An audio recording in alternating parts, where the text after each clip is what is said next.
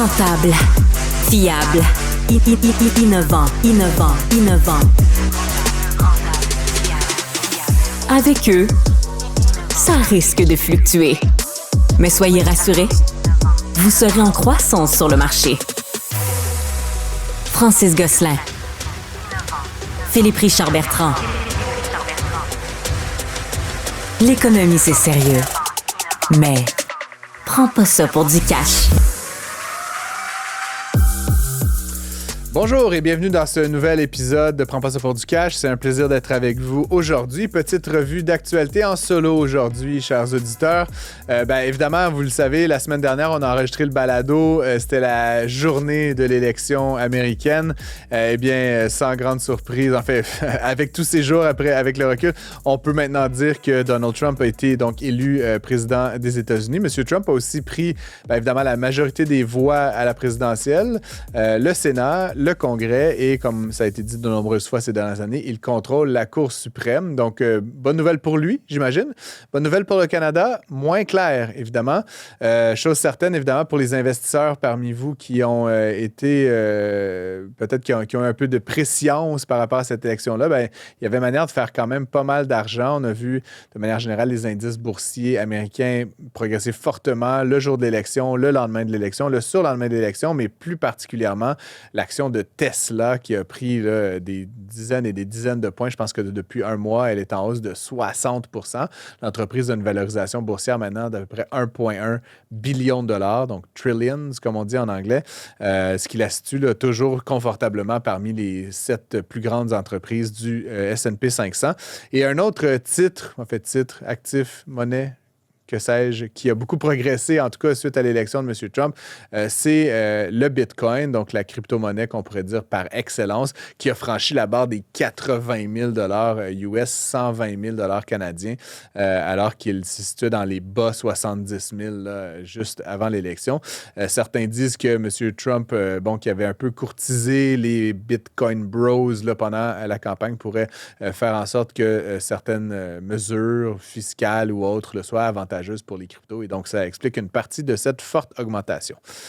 Une autre nouvelle très touchante, très, très impactante pour vous et moi, évidemment, le port de Montréal, le port de Vancouver, après des mois un peu de niaisage, j'aurais envie de dire, s'est finalement vu imposer un retour au travail. Le ministre fédéral du Travail, Stephen McKinnon, qui a décrété la fin de la fiesta pour tous ces gens qui, clairement, étaient incapables de s'entendre. Autant la partie patronale que syndicale semblait ne pas être en mesure de faire une proposition qui était convenable.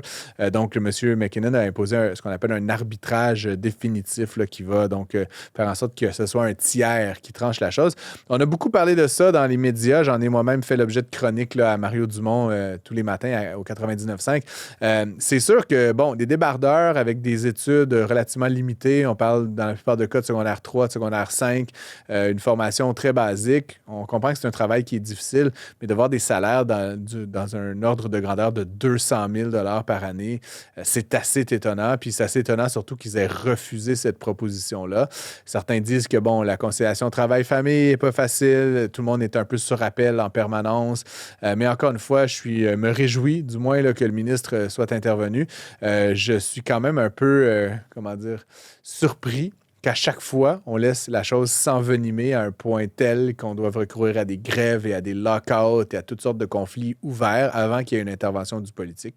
Il me semble qu'on serait mûr pour quelque chose comme une forme de grand chantier pour encadrer comment se font les négociations dans ces infrastructures critiques.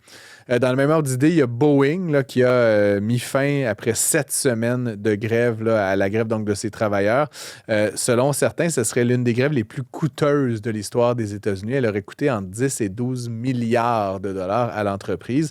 Déjà, on sait que Boeing, ça va pas super bien. Les problèmes avec les 737 MAX 8, évidemment, les portes d'avion qui s'envolent, les trains d'atterrissage. Il y a même eu des problèmes avec le 787, qui est cette espèce d'avion magnifique au sommet de la chaîne de valeur de Boeing. Et donc, encore une fois, ces problèmes en voie de se régler. Et là, se déclenche une grève. Donc là, on espère que pour Boeing, c'est la fin des difficultés ou du moins le début d'une nouvelle ère.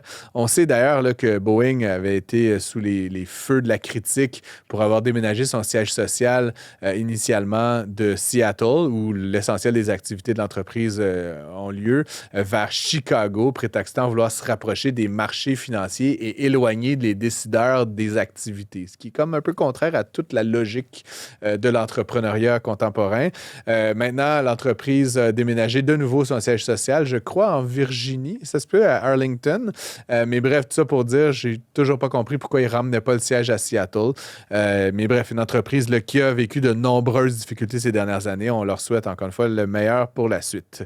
2 Québécois sur 3 sont inquiets du manque d'électricité à venir. Plus tard à l'émission aujourd'hui, on va accueillir François Vincent de la Fédération canadienne de l'entreprise indépendante. Je ne sais pas de quoi on est inquiet. On est inquiet du manque d'électricité. Entre vous et moi, il ne manquera pas d'électricité pour les lumières et le chauffage et la laveuse et la sécheuse. Évidemment, il va peut-être manquer ou on va devoir faire des choix liés au manque d'électricité par rapport au développement économique, par rapport à certaines entreprises qui pourront ou ne pourront pas obtenir des blocs additionnels. Mais il n'y a pas de matière à craindre pour soi, pour son ménage, pour sa famille. Possiblement qu'une partie de cette crainte-là provient du fait que s'il y a pénurie d'énergie, on va augmenter les tarifs. Mais encore une fois, les Canadiens et les Québécois payons parmi les tarifs d'électricité les moins chers sur la planète. Et entre vous et moi, même si votre tarif à 7 cents ou à 9 cents augmente de 3 %, ça va rester à peu près 9 cents l'année d'après. Donc, il n'y a pas une différence substantielle, évidemment, à la fin. On sait que les gens en copropriété peuvent payer aussi peu que 40 ou 50 ou 60 $ par année, une augmentation de 3 %. On parle d'1 ou 2 $ par mois. Je pense qu'il n'y a pas matière de déchirer sa chemise et de craindre pour le futur de sa famille. Qui plus est, il y a évidemment de plus en plus de mesures qui sont mises de l'avant par Hydro-Québec pour aider à l'efficacité énergétique. On va bientôt parler de mettre en place des panneaux solaires sur les résidences pour justement faire diminuer la facture d'électricité. Panneaux solaires qui vont être possiblement subventionnés, dont le financement va être assuré par l'État. Bref, n'ayons pas crainte. S'il y a bien une chose au Québec sur laquelle il ne faut pas avoir peur et sur lesquels il ne faut pas être inquiet, c'est bien l'énergie, s'il vous plaît. Toujours en matière d'énergie, nouvelle très, très intéressante pour moi, la Chine a adopté une loi qui promeut la neutralité carbone, ce qu'on appelle en anglais le net zéro. L'idée étant que d'ici 2050, l'économie chinoise n'émettrait au net plus aucun gaz carbonique, c'est-à-dire chaque molécule de CO2 émise serait compensée soit par de la captation, soit par de la plantation d'arbres, soit par d'autres mesures. C'est une mesure très ambitieuse. La Chine est aujourd'hui le plus grand émetteur de CO2 à l'échelle de la planète. Et donc, encore une fois, de passer de ce statut-là à net zéro, c'est quand même une différence radicale sur 25 ans qui est, somme toute, une période de temps assez courte.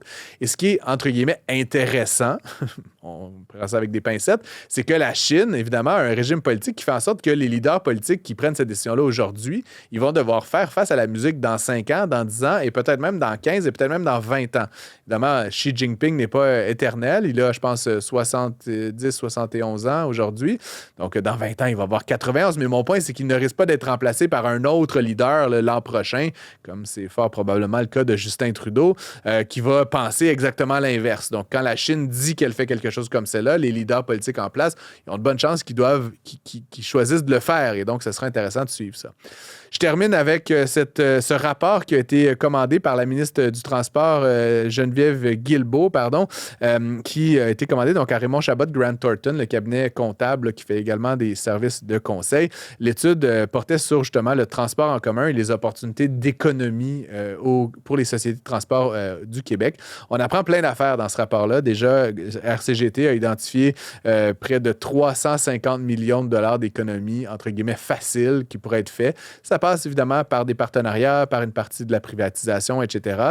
Mais quand on apprend que les chauffeurs d'autobus de la STM gagnent 120 000 $, encore une fois, il y aurait un article à sortir de ces salaires-là qui sont mirobolants pour essentiellement des emplois qui sont essentiels à l'économie, mais pour lesquels il n'y a pas beaucoup de qualifications, pas beaucoup de complexité, qu'à peu près n'importe qui peut faire là, entre nous.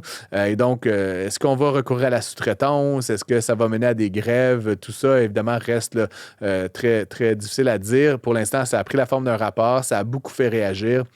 Je pense que ça a beaucoup alimenté la ministre Guilbeault dans sa réflexion.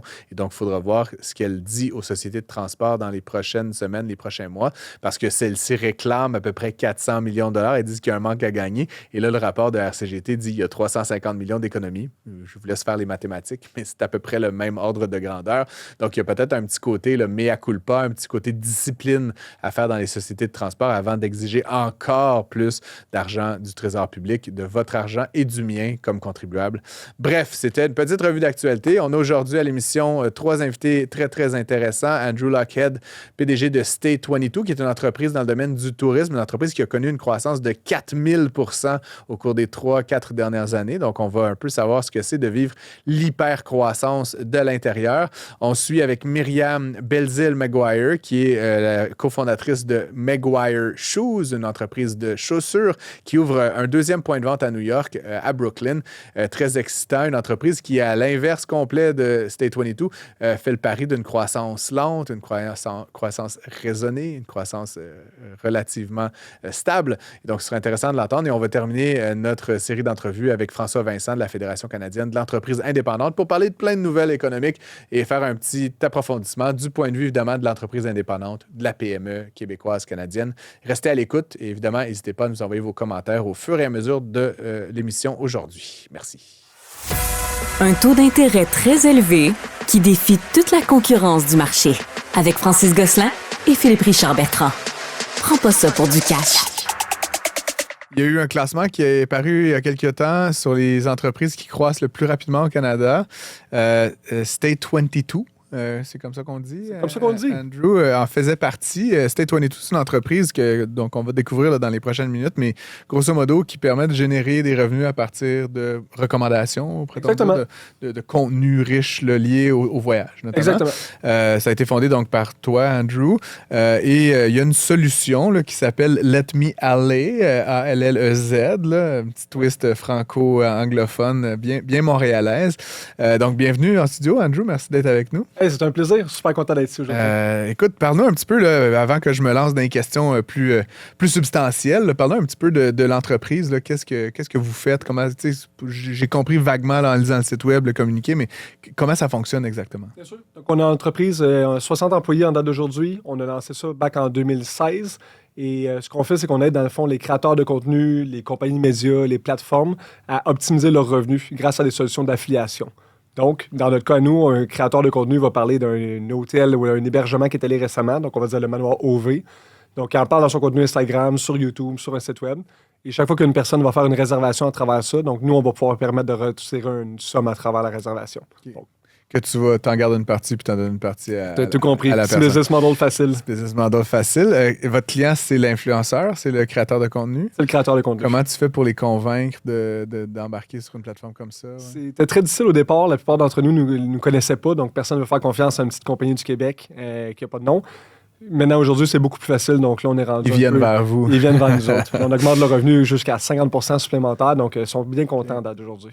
Selon donc, ce que j'ai compris, la croissance est donc rapide.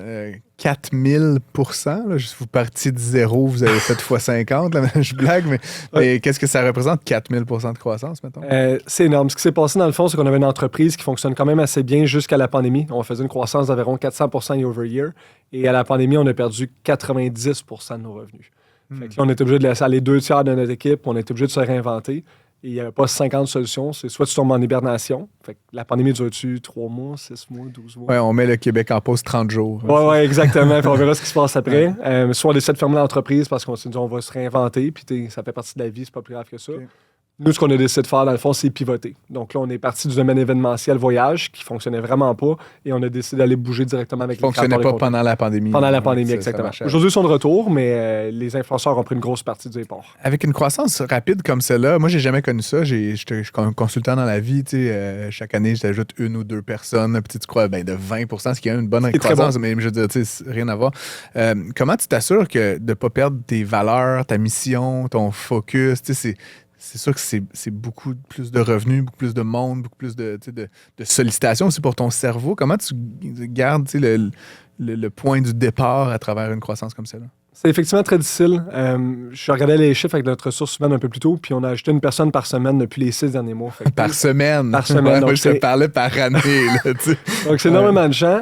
Puis ce qu'on a bien fait dès le départ, dans le fond, c'est qu'on a réussi à créer une bonne structure en place. On a mis les piliers, dans le fond, d'entreprise, puis on véhicule les valeurs tous les jours. Fait que quand on fait des embauches, c'est en fonction des valeurs. Quand on met des mises à pied, on met des gens sur des plans d'improvement, c'est justement en lien avec ça. Donc, une personne qui ne remplit pas chacune des cases, ben, automatiquement, va se retrouver plus au désarroi. Tu parles des gens, justement. Tu sais, c'est sûr qu'une croissance comme ça, bon, tu dis une personne par semaine. Ben, j'ai comme 2 questions. Un, comment tu fais pour attirer une personne par semaine? Parce que c'est pas... Tu sais, une personne par semaine, ça fait 3 mois que tu la cherches, là, tu sais. Fait qu'il y a comme...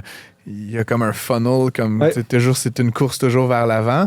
Fait que première question. Puis 2, tu recrutes des bonnes personnes, j'imagine. Tu vas me dire c'est des bons employés. Comment eux, tu les gardes aussi focus? Parce que moi, mon expérience, Andrew, c'est que quand je recrute des excellents candidats, ils ont tendance à vouloir faire d'autres affaires. Fait que souvent, ils sont divergents, parce qu'ils sont bons, puis ils ont plein d'idées. Mais c'est des idées qui sont pas ce que je voulais faire, pas la mission, pas aligné. Ouais. C'est pas une question de mon idée, ton idée, c'est juste comme ils tirent la business. Ah, on pourrait mettre 1000$ là-dedans, on pourrait lancer cette autre chose. Puis ça fait que tu finis par gérer un genre de patente tentaculaire de plein de cerveaux, mais qui sont pas alignés. Comment, tu onboard autant de gens rapidement, puis comment tu les gardes, encore une fois, fédérés sur on fait une chose, puis on la fait bien. T'sais. Pour la première partie de la question, l'environnement macroéconomique est très important. En 2021, on avait énormément de misère à recruter parce que tout le monde se battait pour ces gens-là. Et ça chargeait très cher à ce moment-ci. Quand on a décidé de prendre la décision, il y a environ 6 mois, c'est qu'on a engagé une personne pour faire du recrutement in-house. Donc là, plutôt que faire ça les soirs et les fins de semaine. Genre de RH sur le... J'ai un RH sur la vitamine qui est directement sur place. Donc elle s'occupe de pouvoir contacter des gens. Puis c'est la raison pour laquelle on a réussi à bouger ça si rapidement. En deuxième partie, pour conserver ces gens-là, tu as raison, les A-players veulent être entourés avec des gens de qualité qui sont performants, qui sont efficaces. Fait que quand tu as des gens qui sont en train de tirer de la patte, faut absolument que tu clean house le plus rapidement possible parce que sinon, ça va être les players qui vont partir, qui vont dire « Je suis pas là pour perdre mon temps, moi je vais embarquer dans l'aventure, mais je veux qu'on bouge vite. » Fait qu'on a fait beaucoup de changements à travers le temps pour s'assurer ça.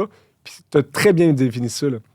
Si tout le monde travaille dans une force différente, dans une direction opposée, l'entreprise va pas aller nulle part et on va faire sur le statu quo. Donc, ce qu'il faut faire, c'est partager la vision semaine après semaine, mois après mois, trimestre après trimestre, puis leur rappeler pourquoi est-ce qu'on est là d'abord et avant tout. Puis de cette façon-ci, on va permettre de s'assurer que tout le monde force dans la même direction. Okay. Tu nous as raconté un peu que vous êtes passé près de la fermeture, vous avez considéré plusieurs options, puis ça finit par la réorientation qui est celle dont on parle aujourd'hui. On pourrait dire que c'est comme une chance un peu inespérée que tu as eue finalement d'être confronté à cette décision-là.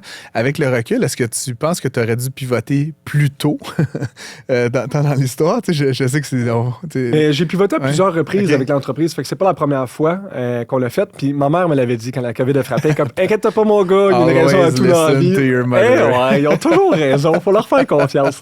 Puis c'est exactement ça qui s'est passé. Aujourd'hui, mon domaine, qui était le core de la business, donc événementiel, est encore là aujourd'hui, mais représente 15% de mes ventes, alors que le domaine avec l'influenceur, créateur de contenu, plateforme, représente une grosse majorité des revenus. Fait que oui, puis je te dis encore une fois, on va repivoter probablement dans 6-12 mois parce que le marché évolue, puis je veux pas être à la traîne. Donc, il faut toujours se mettre au challenge statu quo. Puis les nouveaux employés qui rentrent, ben tant mieux. Ils vont peut-être être ceux-là qui vont arriver avec la prochaine idée, prochain segment de marché pour nous. On te le souhaite. Avec une expansion comme vous avez connu, il y a beaucoup de PDG, beaucoup de chefs d'entreprise qui font face à des pressions pour lever des fonds. T'es sollicité parce que c'est le success story. Là, tout le monde veut embarquer. Puis embarquer comme employé, on en a parlé, mais embarquer parce que si je te donnais, je sais pas, 100 000, 500 000, 1 million, 10 millions, c'est quoi ta stratégie un peu par rapport à ça? Sans entrer dans les détails, mais de financement, de partenariat, l'impact que des différents choix d'investissement, que ce soit du VC ou de la dette. Parle-nous un petit peu de ta réflexion là-dessus, parce que quand je vois des chiffres de croissance comme ça, c'est sûr que l'économiste en moi pense ensuite dollars qui rentrent, dollars qui sortent. Là, mais ouais. On avait levé 2,5 millions de dollars dans les premières années de l'entreprise. Okay. En capital de risque. En capital de risque, exactement. Okay. Un peu dilutif, mais principalement Sont-ils encore là? Ils sont encore là aujourd'hui, mais ils nous avaient write-off. Il avait dit, mais non, c'était Twinto va mourir, il ne peut rien en faire là-dessus. Puis quand on a levé notre dernière ronde de financement en février 2020, j'avais la moitié des investisseurs qui avaient envoyé de l'argent, puis l'autre moitié qui n'ont pas envoyé leur argent. Jamais. Fait qu'eux ont fait tuer ma business à cause de ça, parce que moi, mon modèle financier roulait là-dessus. Puis depuis cette journée-là, ce qu'on a dit, tu sais quoi? Oublie ça les investisseurs, je veux contrôler ma destinée, je veux être responsable. Wow. Puis on s'est forcé à devenir profitable à cause de ça. Donc on a arrêté de faire des dépenses c'est superflu un peu. On est revenu à notre core, on est revenu à notre raison principale de régler des problèmes pour la communauté. Puis depuis ce temps-là, on est rendu profitable. Ben, depuis ce temps-là. Ce changement-là a pris 18 mois, mais depuis qu'on est rendu profitable, on n'a plus besoin de levier de capital depuis. Ces investisseurs-là d'antan, tu as dit qu'ils vous avaient fait un write-off, mais là, techniquement, il y a encore des droits. Là. Il y a encore une part de la compagnie. Exact, mais on ne verse pas de dividendes, on ne fait pas de ronde de financement. Vous leur demandez pas d'en remettre, ils sont juste là, ils ont une part de la compagnie, puis un jour, quoi qu'il advienne... On leur offre des achetés à chaque année, mais il n'y en a pas beaucoup qui veulent vendre en ce moment, je te dirais. Pas à ce rythme-là. Donc, vous êtes passé dans le langage de l'industrie de start-up, hein, de jeunes pousses, on pourrait dire, à scale-up, dans le fond. Vous êtes plus, c'est à 60, tu n'es plus tout seul dans ton garage. Il y a des processus, on est rendu à la structure. RH. Bravo d'ailleurs, mais c'est quand même un milestone important, je pense, dans la croissance de bien des entreprises. Comment toi, tu t'adaptes à ça? T'es PDG d'une business de 60 personnes. Je connais pas ton background. T'avais-tu déjà géré des centaines et des centaines de personnes? Oh non, c'est ma troisième entreprise. C'est la première qui serait à ce niveau-là. Okay. Puis comme background, mais dans le fond, moi, j'avais fait des études en administration plus tôt. Fait que ça, c'est très limité. C'est généraliste. Fait que ma question, c'est, tu gères 60, puis là, demain, 61, là, probablement, mais 62, tu gères bien du monde. C'est pas la même chose de développer un PowerPoint, puis un peu de code, puis de gérer 60 personnes. T'es plus nécessairement les deux mains tous les jours dans les opérations. Ça fait longtemps que j'ai pas eu de mains dessus. Parle-moi de toi un petit peu dans ta relation à la compagnie. Fait que j'adore apprendre. Fait que première chose que j'ai faite, c'est que je me suis entouré avec des coachs, des mentors, puis un peer group. Donc, des entrepreneurs à succès et moins qui sont passés au travers d'un modèle similaire. Comme YPO. EO, Entrepreneur Organization, ça fait partie. Mais également d'autres entrepreneurs qu'on peut connaître, des Saunders de ce monde. Je parle avec David à tous les mois. Donc, c'est vraiment une opportunité de pouvoir mieux comprendre eux ce qu'ils ont passé au travers. Puis, il y en a qui ont fait des erreurs. Fait que j'essaie de ne pas répéter ce même type d'erreur-là pour réussir à amener l'entreprise plus rapidement aux 100 millions d'ARR, qui est comme le gros objectif d'une vie. Revenu récurrent annuel, ARR. 100 millions, c'est le revenu pour toi, donc pour State 22. Dans ce que j'ai lu, là, vous avez fixé un objectif de 500 millions de dollars de vente totale. Totale. Bon, j'aimerais t'entendre, parce qu'évidemment, c'est un gros chiffre. On n'entend pas beaucoup de compagnies québécoises jeunes parler dans des fractions de milliards. C'est que déjà, c'est impressionnant. Mais ma question est plus comme comment tu t'assures de la qualité de ces revenus-là? Parce que, tu sais, bon, peut-être pas 500 millions, là, mais moi, je suis sûrement capable de vendre 2-3 millions de n'importe quoi, puis après ça, de scraper tout ça, ou que ça soit pas récurrent, justement. Comment tu t'assures, avec une croissance aussi rapide, que ce soit des revenus, entre guillemets, de qualité, là, c'est-à-dire qui vont revenir, justement, puis qui vont être satisfaits de ta prestation? C'est très difficile. Au départ, on le faisait manuellement, donc un client à la fois, on les approchait, on vérifiait comme quoi ça faisait du sens, comme quoi tout était legit. Plus on grossissait, plus on avait de difficultés. Fait que maintenant, tu peux t'imaginer qu'on a des centaines d'inbound qui rentrent tous les mois, donc on n'a pas la chance de tout faire un filtering dessus. Donc, on sert un peu de AI également pour voir. Donc, dès qu'il y a quelque chose qui anormal un peu, on est comme, on va les fouiller puis gratter derrière. J'adore que dans toutes mes entrevues aujourd'hui, maintenant, c'est comme, il y a AI.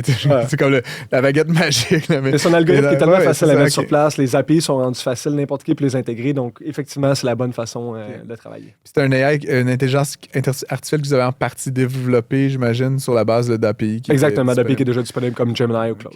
Très intéressant. Donc, 4000 %, je reviens toujours sur les mêmes 2-3 chiffres, mais en quelques années, ça peut aussi créer des vulnérabilités. Tu parlais de processus. Tu sais, j'ai vu, on a eu à l'émission depuis 2 ans là, des gens qui s'étaient fait frauder de l'argent parce que c'était comme, tu sais, tout le monde avait le code du compte bancaire. Je sais pas, on oublie des choses des fois quand ça va aussi vite. Puis ça peut créer justement des vulnérabilités. Puis là, tu sais, je parle de cybersécurité, mais aussi, tu sais, un employé clé qui détient tout dans sa tête ou même le code de l'Instagram. Là, tu sais. Est-ce que tu dors bien la nuit, Andrew Lockett? Puis qu'est-ce que vous faites pour justement ces vulnérabilités-là, un peu patcher les trous à mesure qu'ils émergent? Hein? Je dors correct, effectivement, ça vient avec bien des défis. Oui, effectivement. Fait que, pour répondre à la question, dans le fond, dans l'avenir, comment est-ce qu'on fait? On s'assure, dans le fond, de retirer tous les gens qui sont des linchpins de l'organisation. Dès qu'une personne devient trop powerful, on veut s'assurer, dans le fond, qu'on va trouver une personne supplémentaire pour l'aider ou, dans le fond, de dérisquer directement ce rôle-là. OK. Et donc ça passe par les gens. Oui, ça passe par les gens principalement. Je termine peut-être en te demandant, comme tu le sais, je suis un économiste, puis je m'intéresse toujours un peu à la conjoncture, de Trump, un morceau important de tout ça, mais c'est plus large encore. Là, je pense qu'il se passe plein d'affaires sur la planète, Xi Jinping, l'Ukraine, puis positive aussi, là, mais tu es dans une business indirectement liée au tourisme, au commerce international, à l'ouverture des frontières, à la mondialisation. Là, c'est très indirect, mais ça reste que c'est le backdrop sur lequel l'industrie dans laquelle tu es a évolué depuis 20-30 ans. Est-ce qu'il y a des choses que tu redoutes? Parce que c'est évidemment totalement hors de votre contrôle, là, tout ça, mais c'est quoi un peu ta gestion du risque face à tout ça? Je veux dire, c'est quand même des décisions qui sont ni les tiennes ni les miennes, mais qui pourraient changer complètement la donne à l'échelle internationale. Ouais. C'est le genre de choses qui m'empêchait de dormir back in the days. Mais là, ça fait 3 fois back-to-back qu'on perd pratiquement 80% de nos revenus via différentes situations. Ouais. À chaque fois, on a réussi à trouver une opportunité à chacune de ces crises. Fait qu'aujourd'hui, je me dis, même s'il y avait une 3e guerre mondiale, puis on ne le souhaite pas, je vais quand même trouver une façon, puis pas juste moi, mon équipe a réussi à trouver une façon de pouvoir trouver une opportunité à travers ça. Évidemment, une pandémie frappe demain matin, 3e guerre mondiale, on a un nouveau président qui rentre, comme tout peut arriver. Est-ce que j'ai un contrôle là-dessus? Non. Donc, qu'est-ce que je peux faire au final? Il faut laisser aller un peu. Puis pour le dérisquage en bon français, est-ce que justement, là, tu êtes une entreprise montréalaise, mais est-ce que certains de vos clients, fournisseurs, partenaires sont, j'imagine, américains par exemple ou étrangers? Fait que déjà, tu as des clients là-bas, que ça permet, quoi qu'il advienne, de dérisquer. Là, le tiers de mes revenus arrive des États-Unis. Ah oui, L'autre tiers, ça arrive directement d'Europe. Puis je pense qu'on fait moins de 5% de chiffre d'affaires au Québec, malheureusement. Donc, c'est très limité. Petit marché, petits influenceurs aussi, mais de très grande qualité, on va se le dire quand même, Andrew. Dernière question peut-être, mais là, tu fais ça depuis quelques années, pivot, perdre de 80%, remonter, 4000% de croissance. Où est-ce que tu t'en vas avec tes skis, Andrew Lockhead? Donc, ce qu'on a capable de pouvoir faire, dans le fond, comme je mentionnais, c'est atteindre le 100 millions d'ARR, donc revenus annuels récurrents. Pour ça, ça veut dire qu'on va transiger probablement jusqu'à 5 milliards en volume de transactions. Et au final, as-tu un horizon pour ça? Oui, pour les 5 prochaines années. Donc, d'ici les 5 prochaines années. Fait que le 500 millions, c'est cette année? C'est cette année. Puis le 5 milliards, fait que x10 dans les 4 années suivantes. Okay. Exactement. Donc, c'est un défi qui va être assez intéressant, mais il n'y a rien qui est impossible. Donc, on fait des bagues, des Big Area Audacious Goals. Donc, c'est ce qui motive l'équipe énormément. Là, 100 millions, tu vends, tu t'achètes une maison au bord du lac Memphremagog, puis 38 ans, 42 ans, tu te la coules jusqu'à ta mort, c'est ça? C'est ça le plan? Au début, c'est d'amener à 10 millions, là, c'est 100, ça va être 1 milliard la prochaine. Donc, on est toujours, dès que tu arrives au milestone, ben, tu repousses un peu plus loin encore une fois. Andrew Lockhead, tu es président, PDG de Stay 22, Stay 22. Merci d'avoir été avec nous en studio, c'était très intéressant. Merci à toi, bien plaisant. Bye bye. Francis Gosselin, Philippe Richard Bertrand. Le seul duo qui vous redonne vraiment la monnaie de votre pièce. Bonjour, on enchaîne avec notre deuxième invitée, Myriam Maguire. Belzile Maguire. Belzile Maguire, ou comme disent les gens de Québec, Maguire, n'est-ce pas? Je viens de Québec. Tu viens de Québec, là. Donc, comment qu'on dit ton nom, Maguire? Ben oui, c'est Maguire. C'est plus vendeur aux États-Unis, du moins. Oui, c'est un nom qui s'exporte quand même bien. Ma mère était déçue qu'on n'ait pas pris Belzile. Ça se pourrait aussi, mais effectivement, ça passe moins au Texas, Belzile. Donc, Myriam, avec ta sœur, tu as cofondé Maguire, les souliers Maguire Shoes, il y a quelques années. Donc, vous fabriquez des souliers. Vous concevez des souliers que vous faites fabriquer, j'imagine. Oui, en fait, on fait la conception ici au Québec, puis on est spécialisé dans le design de chaussures, puis on produit principalement Italie, Espagne et Portugal. Très bien. Et comment qu'on apprend à faire ça, des souliers? Ben, en fait, c'est très niche. Donc, ça, c'est D'où ma question. Si c'était largement répandu, je le saurais, mais je t'avouerais que ça pique ma curiosité. Je ne saurais pas comment on conçoit une chaussure en 2024. Ben, c'est ça, c'est très niche. Donc, il n'y avait pas de formation pour devenir designer de chaussures à la base. Donc, je suis allée étudier à Londres. Puis après ça, je suis revenue ici au Québec. J'ai travaillé presque 6 ans chez Aldo. Donc, je dirais que c'est là que j'ai vraiment appris à propos de la fabrication, autant le design, tout ça. Puis c'est ça. Donc, ce qui est bien, vu que c'est niche, c'est qu'il y a une barrière à l'entrée. Donc, il n'y a pas une dizaine de compagnies de chaussures qui apparaissent à tous les jours. Donc, ça nous donne une longueur Mais c'est d'avance. quand même un marché, on va dire, entre guillemets, en bon français, crowded. Il y a beaucoup de marques. Vous fabriquez des chaussures, donc tu dis en Italie, en Espagne, au Portugal, des chaussures en cuir notamment, je pense. Tu sais, bon, je ne vais pas nommer 1001 marques, là, mais je pourrais le faire. Il y a beaucoup d'acteurs. Comment est-ce qu'on fait pour tailler sa place quand on est une petite entreprise qui grandit, mais dans un marché où il y a déjà beaucoup de joueurs, de grands joueurs établis? Bien, j'avais la chance de voyager partout à travers le monde dans le cadre de mon ancien travail. Puis je remarquais qu'il y avait beaucoup de chaussures qui étaient 500 $ et plus, donc le haut de gamme, souvent fait en Europe. Puis il y avait beaucoup de chaussures 100 $ et moins, principalement fait en Asie ou dans d'autres pays qui sont un peu plus en voie de développement, si on veut.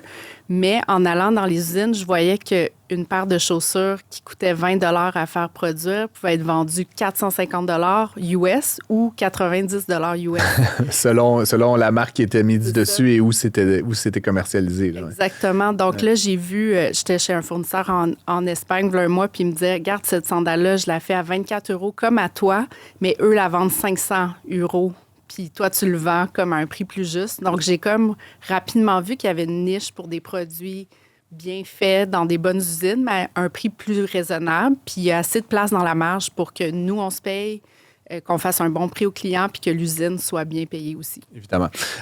Donc, vous avez créé l'entreprise il y a quelques années, puis vous êtes déjà installé aux États-Unis. Là, un des prétextes pour t'accueillir, c'est que vous ouvrez un point de vente à Brooklyn. C'est votre deuxième point de vente, je pense, à New York. Est-ce que ça se peut? Oui, c'est ça. On est à Nolita en ce moment, qui est juste à côté de Soho.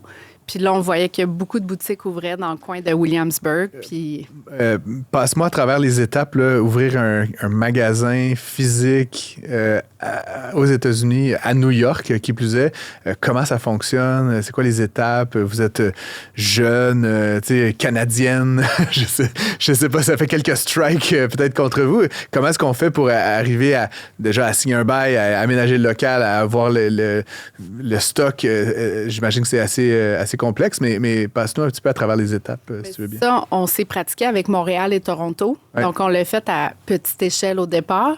Puis là, quand on est arrivé à New York, on s'est dit, bien, tu sais, la plupart des gens s'imaginent, ça va prendre beaucoup de financement, puis il va falloir qu'on s'entoure d'une grosse équipe.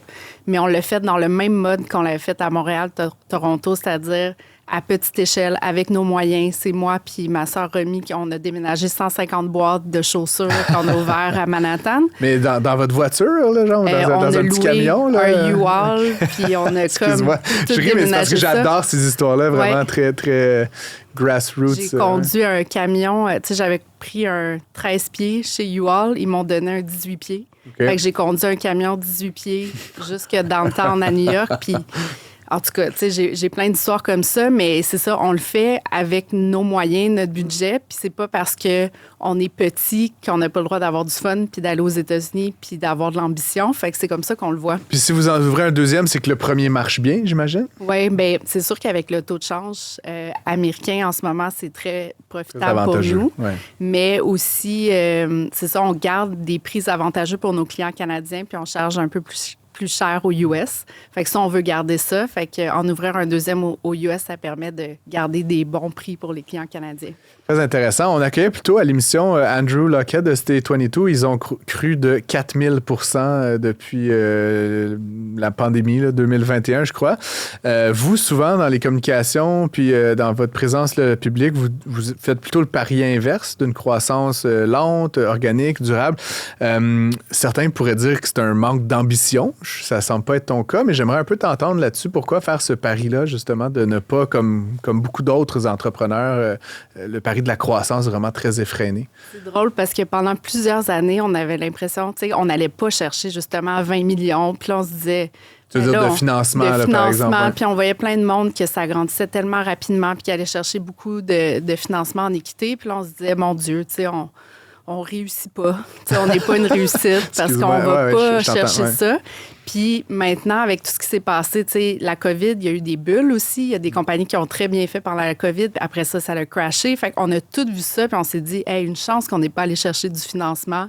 Puis une chance qu'on a notre croissance, stable, puis on a le contrôle, puis la qualité du produit reste la même. On n'a pas eu à faire de compromis. Fait que maintenant, on le voit comme une force, le fait qu'on a grandi tranquillement. Puis c'est pas parce que tu grandis tranquillement que tu peux pas avoir d'ambition, justement, d'aller aux États-Unis. Puis c'est ça qu'on trouvait intéressant. Puis maintenant, on réalise que toute la souffrance qu'on a eue de grandir par nous-mêmes, parce que c'est pas facile, là, ben ça paye aujourd'hui.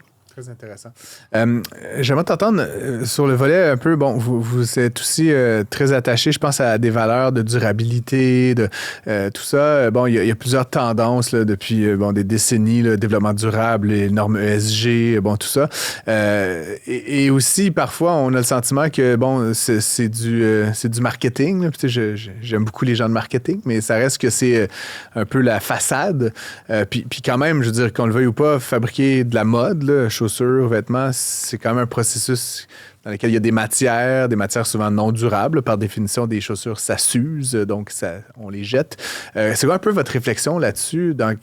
Est-ce que vous faites des compromis, par exemple, entre différents registres de valeurs? D'un moment donné, on opère une entreprise, il faut faire de l'argent, on a des employés à satisfaire, on ouvre des locaux et ultimement, un produit qui, même si on le fait aussi durablement que possible, à la fin, va quand même générer des grandes quantités de déchets et tout ça. Comment est-ce que vous vous positionnez là-dessus? Je pense deux choses. Il y a un critère ESG, qu'on appelle ça maintenant ESG, mais quand on a commencé, il n'y avait pas vraiment de nom, mais un critère qu'on avait, c'est la transparence. Puis on se disait, on va pas mettre trop d'efforts marketing là-dessus parce que dans 5 ans, tout le monde va être transparent. Nous, on voyait que c'est le futur, puis on sentait que ça allait être c'est ça, vraiment normal d'être transparent à ce jour. Puis là, maintenant, on réalise qu'il n'y a pas vraiment plus d'entreprises transparentes parce que c'est difficile de donner ton vrai prix puis de montrer ce qui se passe derrière. Par transparence, c'est ça, c'est toute la chaîne de prix. Qu'est-ce qui est transparent chez Maguire qui ne l'est pas chez Browns ou chez, je sais pas, Aldo, tu disais? Là? Bien, en fait, sur notre site web, tu peux voir combien ça a coûté le produit de l'usine en Espagne. Ouais. Fait que tu peux savoir exactement le prix. Puis c'est là pour que les gens réalisent, OK, c'est un produit dans des bonnes conditions, tout ça. Puis tu peux voir des vidéos sur TikTok, des conditions dans lesquelles les produits sont faits ou sur Instagram. Donc, si ça coûte 100 $ faire un bon produit, moi, quand j'achète une paire de chaussures chez, je sais pas moi, Target à 15 $, tu sais, combien les gens ont été payés réellement. Fait que c'est juste pour que les gens réalisent, OK, c'est ça le coût d'un produit bien fait. J'aimerais aussi un peu t'entendre sur votre stratégie numérique. Vous êtes une jeune entreprise en croissance. Les clients en commerce de détail aujourd'hui sont plus éduqués, plus, ils font leur recherche, comme tu dis, ils exigent peut-être parfois un peu de transparence, puis aussi parfois sont critiques de certaines marques. Comment est-ce que vous modérez, gérez la relation avec le vaste monde? Est-ce que vous avez, encore une fois, des gens qui vous attaquent, qui vous commandent, qui vous flattent? Comment ça se passe, exister dans l'univers canadien, américain, quand on est une jeune entreprise en croissance comme Maguire? Bien, ce qu'on remarque, c'est que les gens sur Instagram sont très gentils. Okay. Parce que c'est notre communauté. Les gens sont positifs, sont très gentils. Il y a des gens où les gens sont gentils puis des gens où ils sont pas gentils, c'est ça? Oui, puis notre communauté est bilingue sur Instagram. Okay. Sur Facebook, c'est une communauté francophone parce que c'est les gens qui nous ont suivis dès le début, qui étaient au Québec, aussi très gentils. Mais sur TikTok, c'est là que les commentaires vont dans tous les sens. Ah ouais, hein? Puis sur TikTok, on a juste réalisé, il ne faut pas le prendre personnel, il ne faut pas essayer de répondre, c'est dans l'univers, tu lances ton contenu, puis il y a peut-être 50% des gens qui ne vont pas l'aimer, mais ça fait partie du média. Qu'est-ce qu'ils disent les gens sur TikTok, maintenant? Bien, par exemple, notre gérante qui a un style vraiment éclectique avait fait une série de vidéos avec différents looks, puis sur TikTok... Avec elle-même? Avec elle-même. Okay, ouais. C'est un des vidéos qui a le mieux fonctionné, mais le 75% des commentaires, c'est pas gentil. Sur elle, sur son physique, sur qu'est-ce qu'elle apportait, mais elle était comme, c'est correct, c'est TikTok, je le prends pas personnel. Donc, il y a ça qui est complètement différent. Puis, tu sais, TikTok va être numéro 1 aux États-Unis, mais au Canada, c'est notre numéro 4 Donc, ça dépend des marchés aussi. Et tout ça, ouais, c'est très intéressant. Le secteur dans lequel vous êtes, bon, surtout avec une histoire un peu intéressante, très intéressante comme la vôtre de croissance, une marque rafraîchissante et tout ça, ça a tendance à attirer des gens, des investisseurs notamment. Tu disais, bon, vous avez fait le pari de ne pas y aller avec du gros capital de risque et tout, mais j'imagine que vous êtes quand même approché, sollicité pour des partenariats, peut-être des gens qui veulent investir. Comment vous voyez ça un peu exister là, dans le Québec Inc. finalement? Là, il y a d'autres grands acteurs qui ont peut-être intérêt à prendre à s'associer à vous là, d'une façon ou d'une autre. Là. Comment est-ce que vous vous positionnez là-dedans comme entreprise? Bien, nous, on essaie de se rendre le plus loin par nous-mêmes. Okay. On a un petit investisseur, un ange investisseur qui est rentré pendant la pandémie, qui nous a vraiment aidés. Fait que c'est sûr que lui, on est éternellement reconnaissante. Puis c'est quelqu'un du milieu des affaires qui a voulu redonner. Okay. Qui a investi de l'argent qui fait partie de votre entourage maintenant. Oui, qui nous a vraiment aidés à démarrer puis qui nous a donné un peu la confiance d'aller aux US. Mais sinon, tu sais, c'était vraiment une petite partie de la compagnie ou sinon, on est encore propriétaire majoritaire. Puis, dans le fond, la manière qu'on essaie de voir ça, c'est de se rendre le plus loin possible par nous-mêmes. Est-ce qu'un jour, un investisseur stratégique qui nous approche, peut-être qu'on serait ouverte. Donc, on est juste ouvert aux opportunités puis on laisse. Mais pour l'instant, ça ne fait pas partie de votre feuille de route là, non, à pour court l'instant, terme. on a réussi. Parlons de ça un peu. Bon, là, donc, deuxième boutique à New York. Si je te réinvite ici dans 5 ans, à quoi va ressembler Maguire? Où est-ce que vous allez en être par rapport à votre empreinte internationale, vos produits? À quoi va ressembler l'entreprise selon ton meilleur estimé, là? C'est sûr qu'on s'est incorporé aux US, donc on a 2 entreprises, une canadienne, une aux US, puis le US est très grand.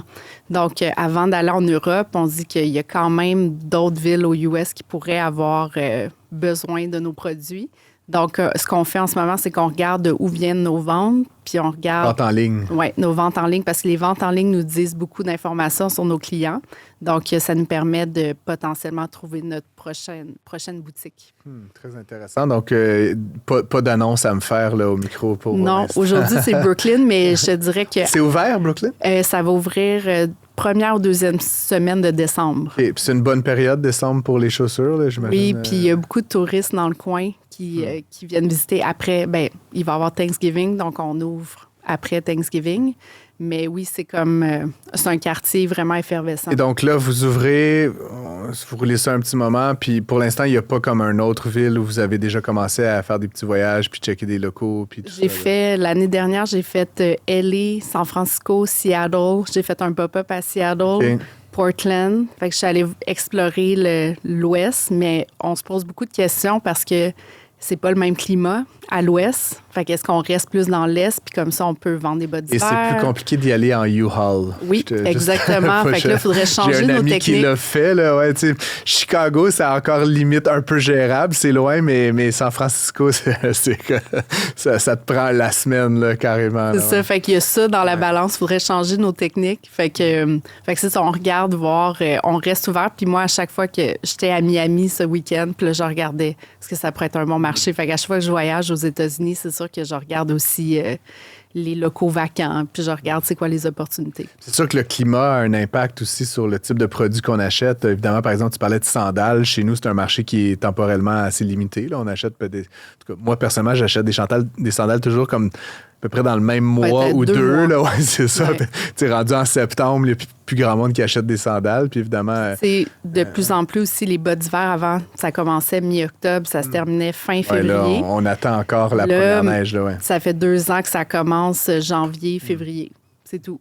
Donc là, ça change toute la gamme de produits qu'on développe. Puis il faut garder ça. Le changement climatique ont vraiment influencé nos designs de produits.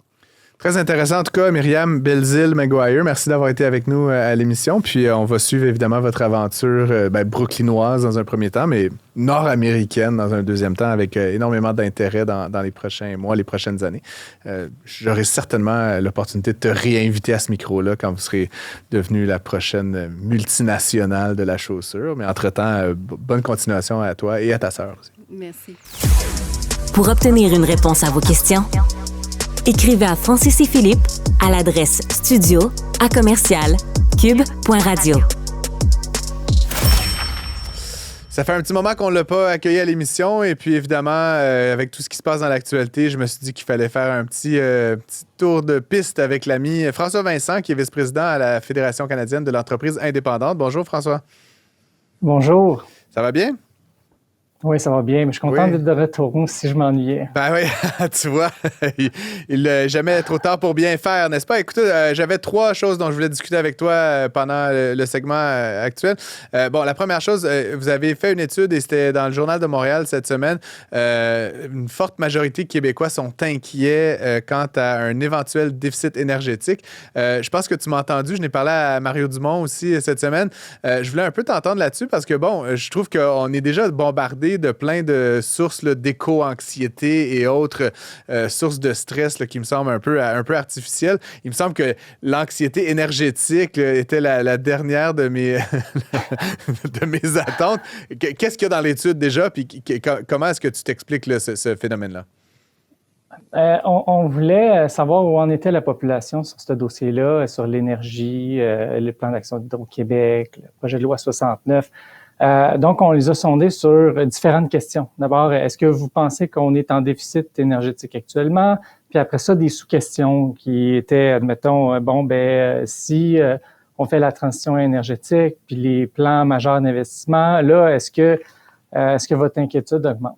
Donc, premièrement, il y a une méconnaissance assez grande de la population de où on se situe actuellement. Parce que oui, il y en a un déficit énergétique, mais ça ne touche pas le citoyen, puis ça ne touchera jamais le citoyen. On va toujours avoir de l'électricité. Mais là, actuellement, il y a des blocs d'énergie qui ne sont pas disponibles pour certaines industries, puis il va y avoir quand même des investissements majeurs pour être capable de faire la transition énergétique. Donc de un, méconnaissance, et ça, je pense, ça envoie un wake-up call aux politiques d'améliorer la communication, puis de la pédagogie autour de projets de loi nécessaires pour avoir une réforme réussie. Deuxième élément, sur la crainte, elle est là, puis elle existe, mais elle est déjà là aussi pour les dirigeants d'entreprise, qui disent, là, moi, c'est quoi l'impact que ça va avoir sur ma facture d'électricité, ces investissements majeurs-là, comment je me perçois dans le futur. Donc ça, c'est une crainte qui est de la population, mais qui est déjà vécue par les entrepreneurs. Puis le dernier élément, c'est que, ça c'est une grande sagesse aussi, c'est-à-dire il va y avoir des investissements importants, nécessairement ça va avoir un impact sur les coûts. Mais là on voit aussi que la communication se rend mal parce que le premier ministre du Québec a répété sur plein de tribunes, n'augmentera pas plus que 3%, c'est les entreprises qui vont payer, puis ils vont être contentes de payer les entreprises. Mais au bout de la ligne, on voit qu'il y a une grande sagesse de la population, mais qu'encore une fois, le message percole pas.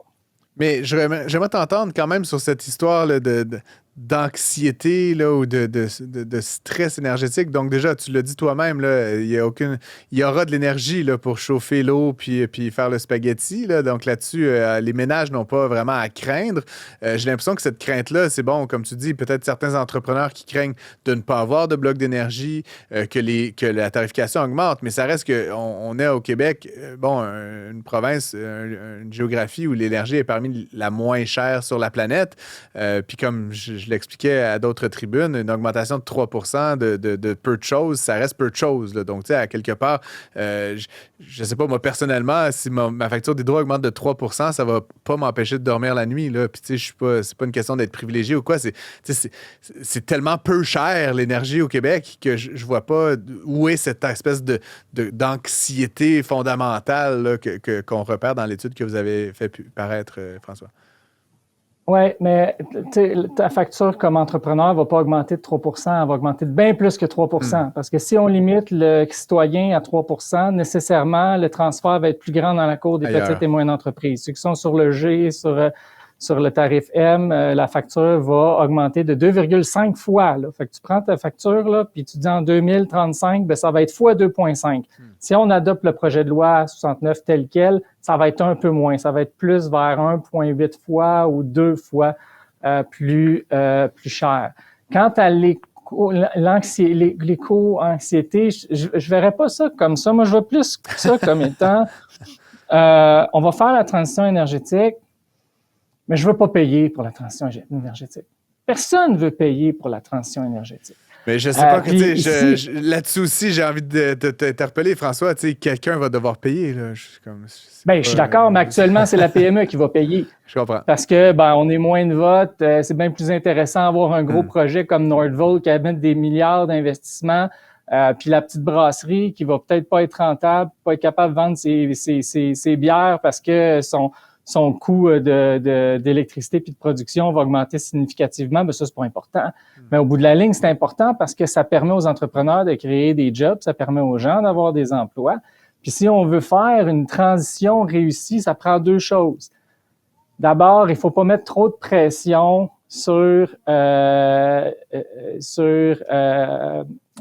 faut pas tout mettre les œufs dans le même panier puis dire faut tout que ça passe par Hydro-Québec. Donc, il faut être capable de voir comment on est capable de réduire les investissements qu'il va y avoir, qui peut se faire par une économie d'énergie et qui peut se faire aussi en diversifiant les sources d'approvisionnement d'énergie. Il y a plein de gaz naturels, on est assis là-dessus, on veut pas les utiliser, on veut pas aller chercher le gaz naturel qui est à l'intérieur des terres du Québec. Il y a plein de projets où il pourrait y avoir du solaire qui soit intégré par les citoyens, etc., ou les entreprises. Donc ça, il faut vraiment avoir un bouquet plus large pour diminuer justement les coûts d'implantation. Puis de l'autre côté, il faut que l'ensemble des clientèles fassent partie la solution, de l'effort. Ouais. Si on évite complètement le petit bâtiment en finançant des tarifs d'électricité trop bas, en n'ayant pas des programmes d'efficacité énergétique qui intéressent le propriétaire d'investir dans l'efficacité énergétique, mais nos petits bâtiments vont fuir de l'énergie, puis de l'autre côté, il va falloir construire plein de nouveaux barrages, puis on va augmenter le tarif d'électricité des entreprises, qui, oui, est moins cher en kilowattheure que d'autres juridictions, mais le prix qu'elles payent actuellement, les entreprises, c'est le prix qu'on a. Ils ont des taxes sur la masse salariale qui sont plus élevées, puis elles vont subir cette hausse-là par rapport à leur budget actuel. Je t'entends, François, puis comme je te dis, là-dessus, on est 100% d'accord, puis sur cette diversification également, là, je pense que c'est un point très important que tu amènes. Je voulais t'entendre sur une deuxième affaire, et là-dessus, François, il faut que tu me prennes par la main, parce que je t'avoue, d'ignorance totale, le projet de loi 96, qui est devenu la loi 14, il faut suivre, mais grosso modo, la loi sur la langue officielle et commune du Québec, le français. On va donc obliger maintenant les entreprises à faire de l'affichage en français, etc. Un, explique-moi ce que c'est. Puis deux, là, c'est quoi l'enjeu actuellement? Est-ce qu'il y a une crainte? Est-ce qu'il y a une opportunité? Dépatouille-moi, parce que comme je te dis, je n'ai pas suivi le dossier du tout. Ouais. Ben, il y a eu l'adoption du projet de loi 96 qui a réformé la langue française. On a entendu parler plusieurs fois. Ça a été adopté avant les dernières élections. Mais il y a eu une entrée en vigueur par vague. Puis là, l'année prochaine, ça va être la dernière entrée en vigueur de 2 dispositions qui vont toucher la petite et la moyenne entreprise. La première, c'est concernant l'affichage. Là, maintenant, l'affichage va devoir être de prédominance en français. Donc, ça veut dire que s'il y a un mot en anglais, c'est pas besoin d'être, mettons, le Canadian Tire, là. Faudrait que les magasins en haut, là, c'est pas nécessaire que ça soit dans le titre, mais il faut que ça soit dans la vitrine, dans la vue du consommateur. Donc, ça peut être dans les fenêtres, il peut avoir des écriteaux en français, etc. Mais au bout de la ligne, il va falloir que ça soit majoritairement en français. Et donc, Canadian Tire va devoir, les marques déposées comme Canadian Tire vont être impactées par ça? Ça, c'est correct. Ça, c'est correct. Même les noms qui sont pas déposés, mais la vue doit être majoritairement en français. Donc, les soldes sur les fenêtres affichés en français, puis que donc, quand tu regardes, majoritairement, ça va être en français devant toi. C'est pas un mot français, ça, Canadian Tire, non? Je te charge. Donc, on a vu dans les médias récemment, je pense que c'était dans le journal, le Party Expert aussi, qui n'avait pas pu ouvrir dans une certaine municipalité parce que la municipalité jugeait que le nom n'était pas conforme à la charte par rapport à une nouvelle entrée en vigueur. Ça a fait des gros articles. Donc, il va y avoir beaucoup de changements à faire. Là, juste dans mon coin, là, sur la rue Fleury, j'ai un de mes amis sur Messenger m'a envoyé une photo d'un nouveau sushi parce qu'il sait que j'aime ça, les sushis. C'est marqué Sushi Brothers. Moi, j'ai répondu, il va falloir qu'il change le nom de son entreprise ou les affiches sur ses portes et fenêtres. Puis de l'autre côté, toutes les entreprises qui ont plus que 25 employés vont devoir faire un processus de francisation. Ça, c'est de la paperasse. Donc, il va falloir qu'ils contactent l'OQLF, qu'ils aillent chercher un certificat. Ensuite de ça, qu'ils fassent un processus de 15 pages. On l'a fait, nous, 15 pages pour confirmer que tout se passe en français. La majorité des cas, 60% des cas des entreprises qui font le processus n'ont aucun changement à faire. Mais il y a beaucoup d'entreprises, qu'on pense à des garages, à des restaurants, à des commerces de détail qui sont quand même assez gros, plus de 25 qui vont devoir faire un processus de francisation. Donc, nous, on a communiqué là-dessus pour dire que ça augmentait la paperasserie des employés, mais tu sais, dans le real politique, là, je pense pas que le gouvernement va modifier sa loi qui a été adoptée par l'Assemblée nationale. Puis quand on regarde dans les sondages, ben quand ils se comparent, ben ceux qui sont en avant, ben c'est le Parti québécois. Donc, tu sais, politique 101, je pense vraiment pas qu'on puisse avoir des changements à court terme. Puis nous, en tant qu'association d'employeurs, je pense que c'est aussi notre responsabilité que d'informer les entreprises de leurs obligations. On peut être pas d'accord avec ce que le gouvernement a fait. On l'a communiqué, on a fait des lettres, on a rencontré le ministre. Mais maintenant, une fois que ça rentre en vigueur, ben c'est important de les informer parce que les amendes sont extraordinairement salées. Puis c'est en jour de non-conformité. Alors, à partir de novembre jusqu'en juin, nous, on va... Le 1er juin, hein, c'est ça, le 1er juin que ça entre en vigueur, c'est ça? On va aller cogner aux portes des entreprises, puis on va aller les informer, puis on va les accompagner. On va faire des liens aussi avec l'OQLF, on va avoir des webinaires qui s'en viennent. Mais chose certaine, on va aller sur le terrain, puis j'évalue entre 12 000 puis 15 000 entrepreneurs qu'on va aller rencontrer pour les informer des nouvelles obligations, puis les informer justement sur qu'est-ce qu'il faut qu'ils fassent, puis les accompagner avec notre service à la clientèle. On ne peut pas juste chialer, on est aussi là pour accompagner les entreprises. Je ne t'accuse de rien, François. Il nous reste 2 minutes. Il nous reste 2 minutes. Je voulais parler du port de Montréal, puis accessoirement de Vancouver. Vous êtes la Fédération canadienne de l'entreprise indépendante. Ouais. J'ai moi-même invoqué que le politique s'en mêle beaucoup plus tôt. Là, il a fallu attendre des lockouts un peu partout. Je pense que quelqu'un me disait que 89% du trafic de conteneurs au Canada était paralysé. Bref, le ministre McKinnon a mis en place une décision là, d'arbitrage obligatoire. En 60 secondes, François, content, pas content? Quelle analyse tu fais de cette situation? Que ça n'a pas duré longtemps, mais maintenant, je veux dire, c'est la réputation du Canada là, qui est en jeu ici. Là. C'est pas normal qu'il y ait des conflits sur conflits puis qu'on bloque la chaîne d'approvisionnement. Je pense qu'il y a des modifications législatives qui devraient être faites pour s'assurer là, d'une notion de service essentiel. Puis épauler les parties en place pour diminuer la possibilité d'avoir des conflits parce que c'est la population qui est en prise en otage puis c'est les PME aussi. Je ne sais pas s'il reste beaucoup de temps à M. McKinnon pour développer et déposer un projet de loi comme celui-là, mais bref, on lui souhaite bon courage. En tout cas, François Vincent, vice-président à la Fédération canadienne de l'entreprise indépendante, merci d'avoir été avec nous encore une fois. On se retrouve peut-être un petit peu plus fréquemment là, dans les prochaines semaines, les prochains mois. C'est toujours un plaisir de t'accueillir à l'émission. Plaisir partagé, merci. À bientôt. Francis Gosselin et Philippe Richard-Bertrand remplissent vos poches sans vous les vider. Merci d'avoir été à l'écoute de Prends pas ça pour du cash. Une nouvelle semaine, un nouvel épisode. J'espère que vous avez apprécié. Revue d'actualité, 3 très belles entrevues aujourd'hui. Petite question pour vous. Évidemment, à chaque semaine, on se dit au revoir. On vous dit de nous écrire le studio@cube.radio. Mais cette semaine, j'ai une demande pour vous, une question particulière pour vous. M. Trump a été élu le 5 novembre aux États-Unis. Tout le monde, évidemment, formule des hypothèses. Quel sera l'impact sur l'économie canadienne? Est-ce que M. Trump va, oui ou non, imposer des tarifs douaniers? Est-ce qu'il va déporter 11 millions de personnes? Est-ce qu'il va mettre la main mise sur la Réserve fédérale américaine? Tout le monde y va de ses hypothèses. Est-ce que ça va être bon ou moins bon pour nous? Est-ce que le taux de change va s'effondrer? J'aimerais vous entendre à ce sujet-là. Donc, n'hésitez pas à nous écrire studio@cube.radio. N'hésitez pas à m'écrire personnellement sur Facebook, Twitter, LinkedIn ou ailleurs. Ça serait très intéressant, évidemment, de pouvoir vous lire à ce sujet puis peut-être de faire un segment sur l'impact effectif de l'élection américaine et de la sélection du candidat républicain à la présidence.